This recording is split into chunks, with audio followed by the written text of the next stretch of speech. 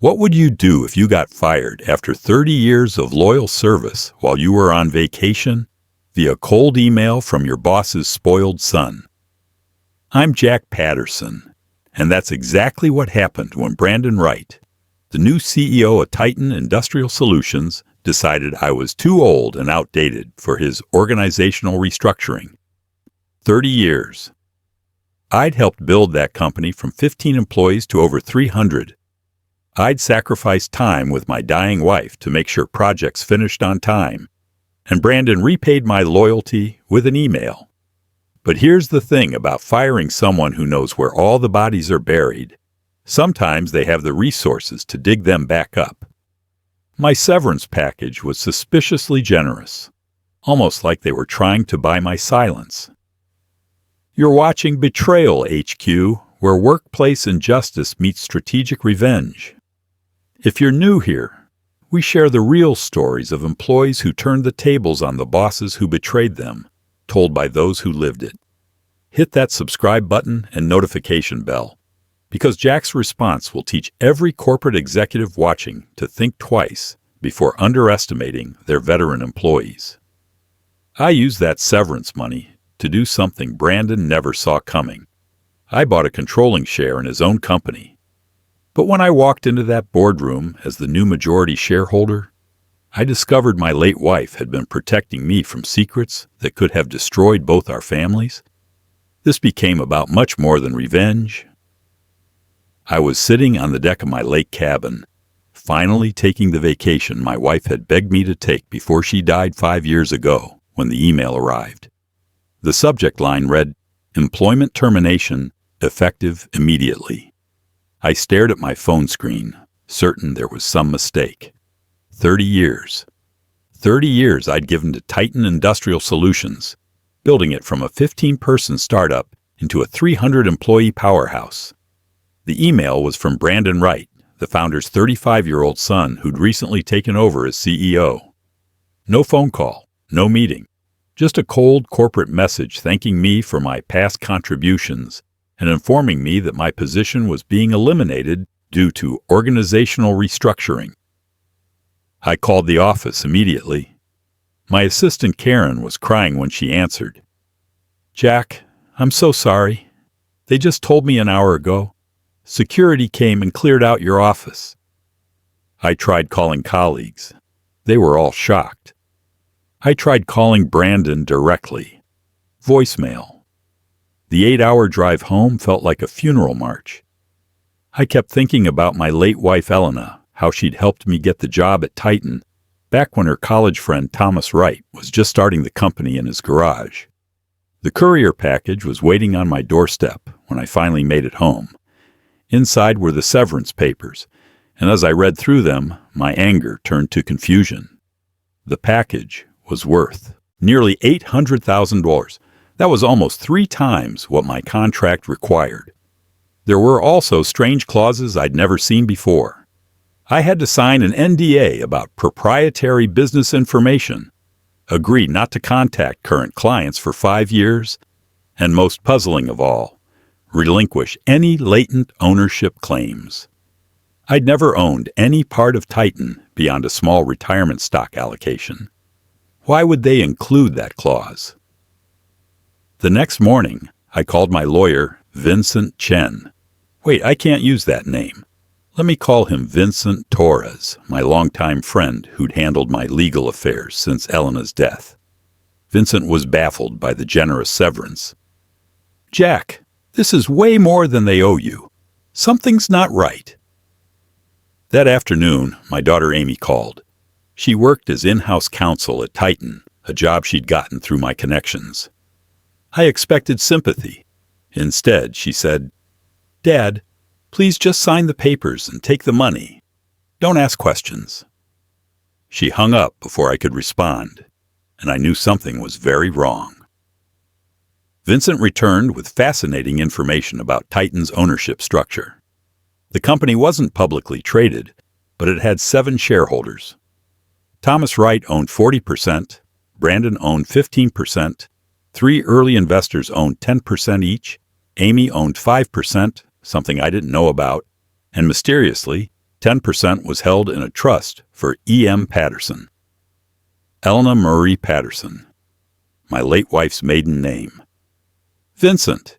Elena never mentioned owning part of Titan. Well, if you inherited those shares as her widower, combined with buying out some disgruntled investors, you could potentially take control of the company. I started making calls to the early investors. All three were unhappy with Brandon's leadership and had received lowball buyout offers. Within a week, I'd used my severance money and retirement savings to acquire 25% of Titan. Combined with Elena's mysterious 10%, I'd have 35%. I needed just 16% more to control the company that had just thrown me away.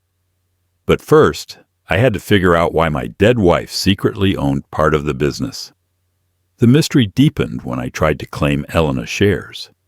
The trustee, a lawyer named Harrison Blake, refused to release them.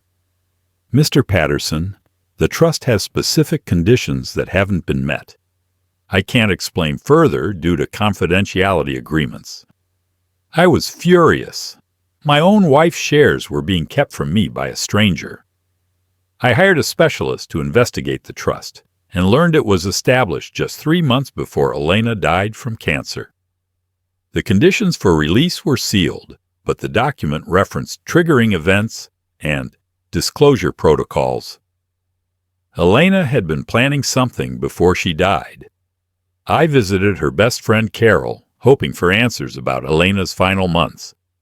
Carol was reluctant to talk, but finally admitted, "Elena found something at Titan that scared her, Jack. She wouldn't tell me what. But she said if anything happened to her, you'd eventually figure it out." Those words sent chills down my spine. What had Elena discovered that was worth keeping secret even from me? Using my 25% ownership, I called an emergency shareholders meeting. Walking into Titan's headquarters for the first time since being fired felt surreal. Brandon was waiting in the boardroom, calm and almost expecting me. Thomas Wright sat nearby, looking much older and frailer than I remembered. Amy wouldn't make eye contact with her father. "You're absolutely right to be here, Jack," Brandon said when I demanded explanations. "Your firing was unjust and I apologize, but it was necessary to protect you." I laughed bitterly. "Protect me?"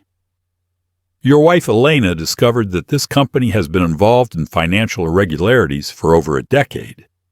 My father has been hiding it. Elena was going to expose everything before she got sick. If you'd stayed as operations director, you'd have been implicated when the truth came out." Thomas Wright closed his eyes in shame. Amy finally looked at me, tears streaming down her face. "It's true, Dad.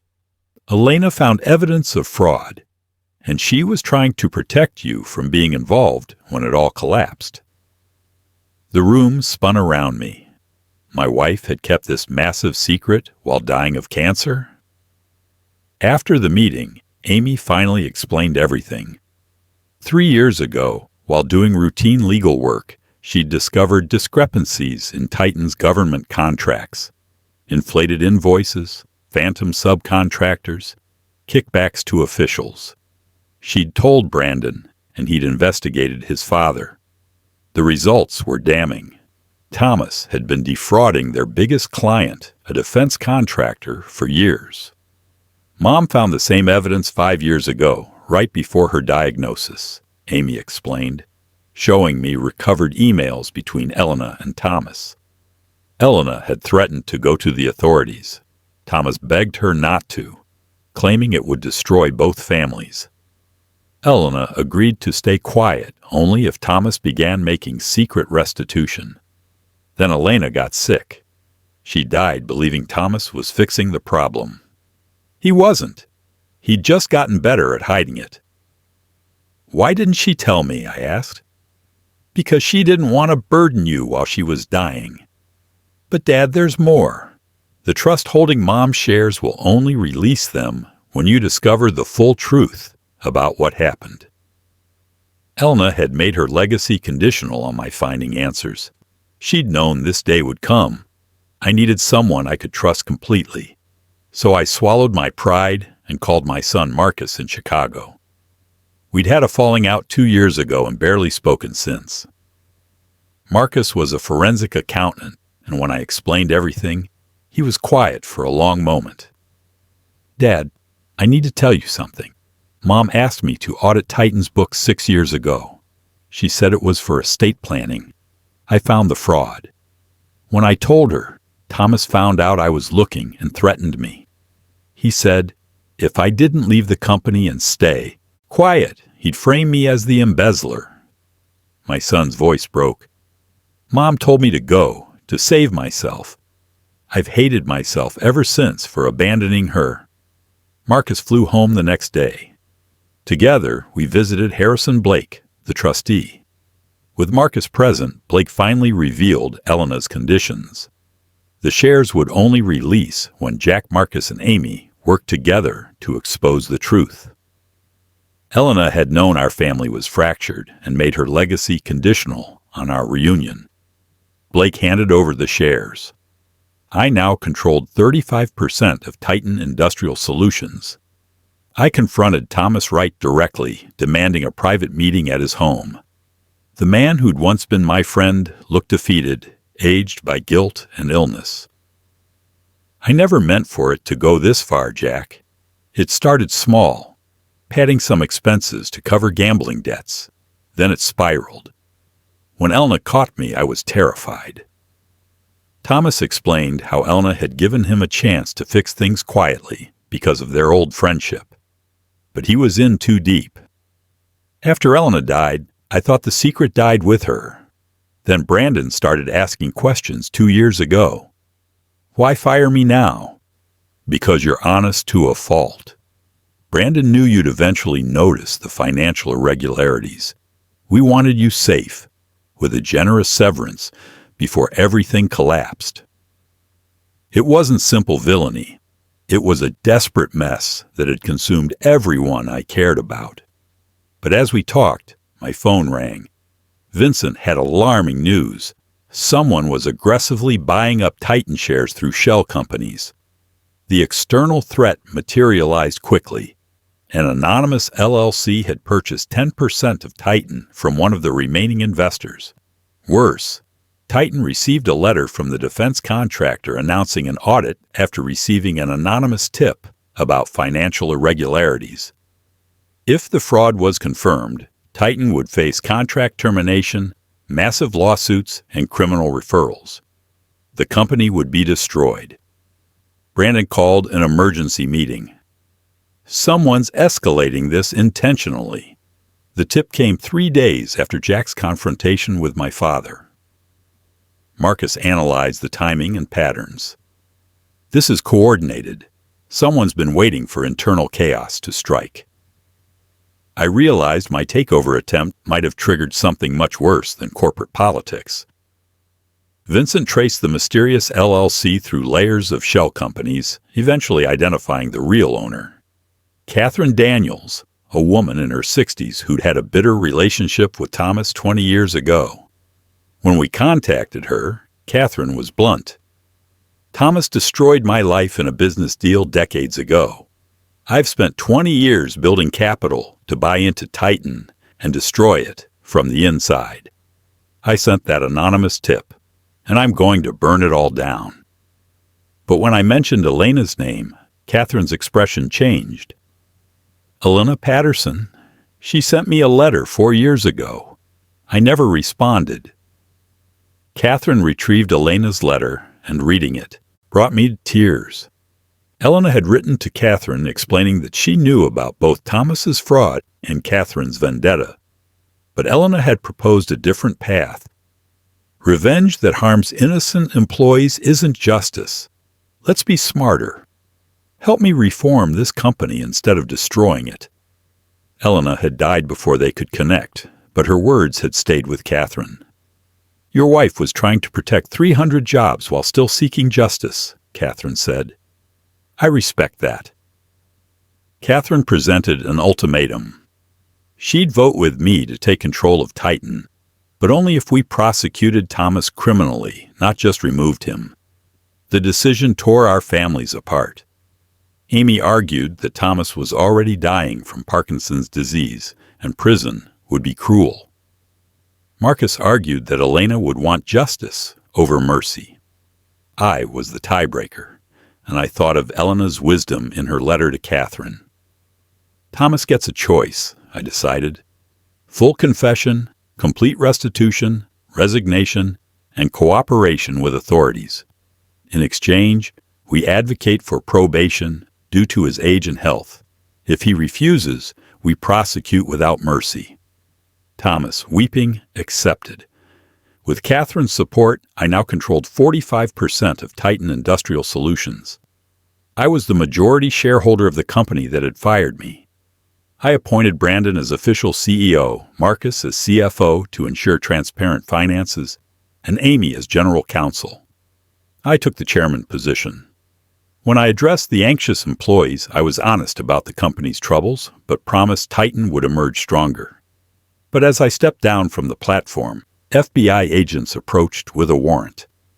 The defense contractor had filed formal complaints, and federal investigators were seizing records.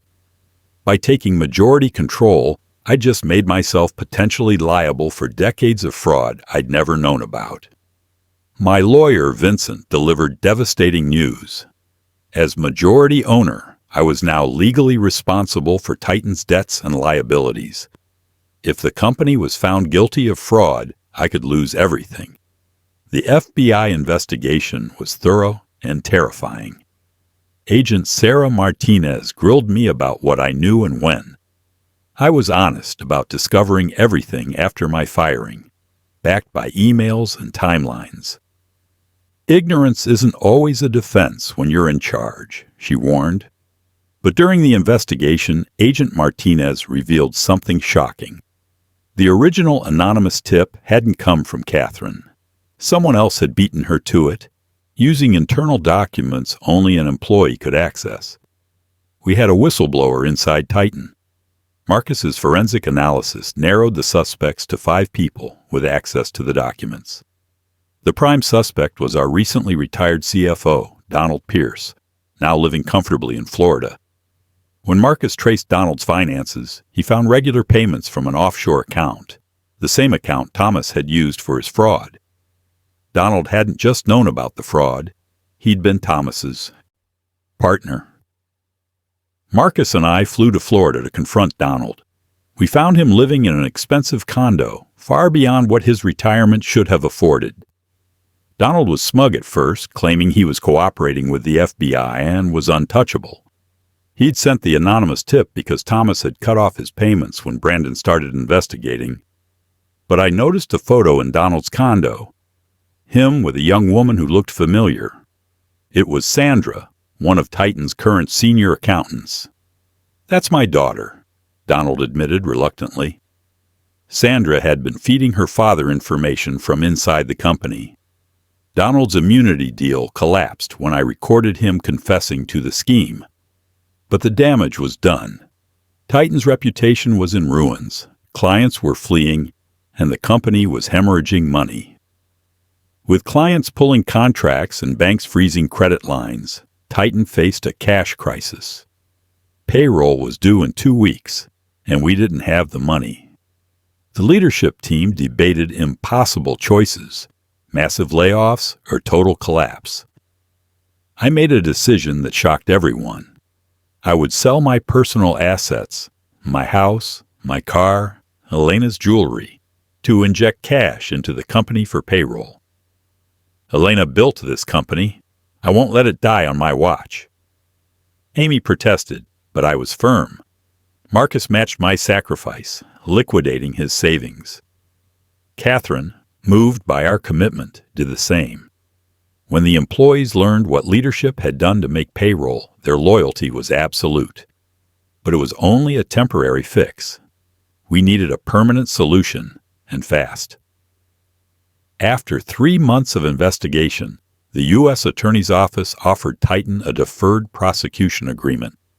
Pay full restitution of $4.2 million, accept a compliance monitor for 3 years, and cooperate fully. In exchange, charges against the company would be dropped. We were $1.5 million short, even after Thomas liquidated everything.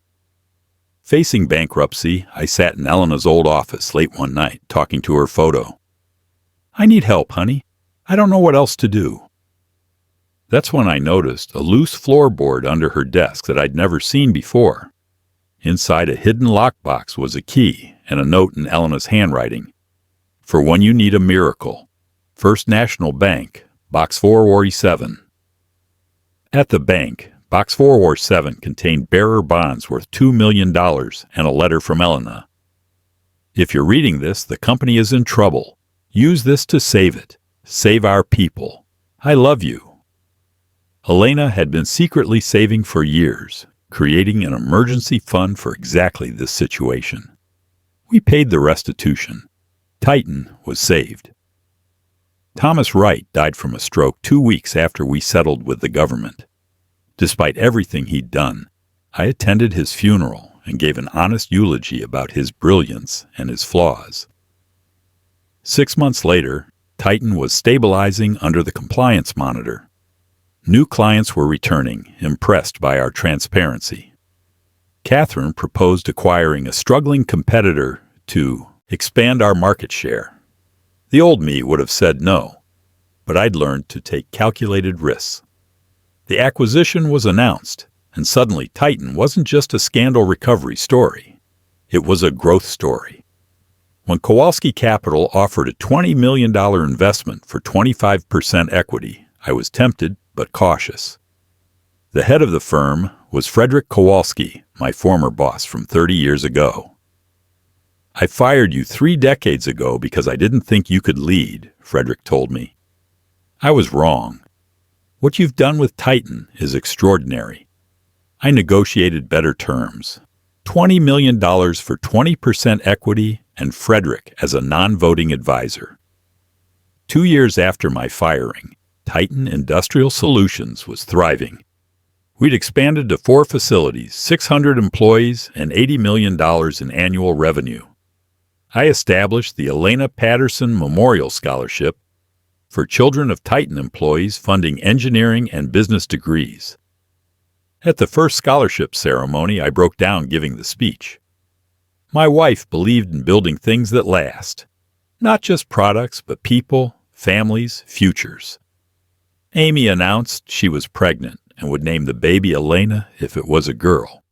Everything seemed perfect. Then Vincent called with disturbing news. Someone had filed a lawsuit claiming ownership of Elena's original shares. The plaintiff was Elena's estranged brother, Carl, whom I hadn't seen in 20 years. Carl claimed Elena's estate was never properly probated, and he was the rightful heir. Carl's lawyer had found a technical loophole in the trust documents, arguing that the conditions Elena set were legally unenforceable. But Marcus discovered something crucial. Carl's lawyer was funded by a hedge fund that specialized in seizing valuable assets through legal technicalities. They were using Carl as a front for a corporate raid. Amy, now a formidable lawyer herself, found precedents proving the trust was valid. But the real weapon was a letter Elena had written to Carl years earlier, forgiving him for their past fights and leaving him a small bequest from her personal effects. Carl had cashed that bequest immediately after Elena's death. By accepting it, he legally acknowledged Elena's estate distribution. Amy presented this evidence in court. The judge ruled in my favor, dismissing Carl's case. The hedge fund retreated. I was finally, truly secure. 5 years after being fired, I stood in Titan's new headquarters, a modern facility named the Elena Patterson Innovation Center. The company now employed over 1,000 people and was considering going public. At 63, I decided to step back from daily operations, naming Brandon CEO, Marcus CFO, and Amy Chief Legal Officer. At the company celebration, I gave what I told everyone was my retirement speech. I thought I was getting revenge when I bought back into this company, I said. But Elena taught me, even from beyond, that the best revenge isn't destruction, it's creation. Building something better than what hurt you. The employees erupted in applause. Later, I drove alone to Elena's grave. I sat by her headstone and talked to her, updating her on everything. Amy's daughter, little Elena, Marcus's upcoming wedding, the company's success. We did it, honey. Titan is everything you dreamed. My phone buzzed with a photo from Amy, 3-year-old Elena in a tiny hard hat sitting in my office chair. The caption read, "Following in Grandpa and Great-Grandma's footsteps." I smiled through tears. I'd built something worth more than revenge. I'd built a legacy. And somehow, I knew Elena was proud. If Jack's corporate takeover satisfied you, tomorrow's story will leave you speechless. Meet the wealthy father whose son rushed his hospital discharge to cut medical costs. So he hired his doctor as his full-time personal physician for an entire year. Tomorrow's story. My son rushed my hospital discharge to cut costs, so I hired my doctor as my full-time personal physician for a year. What happened next proves that sometimes the best response to penny-pinching family members is showing them what real money can buy. Subscribe and hit that bell, because tomorrow's medical revenge will restore your faith in quality health care. See you at Betrayal HQ.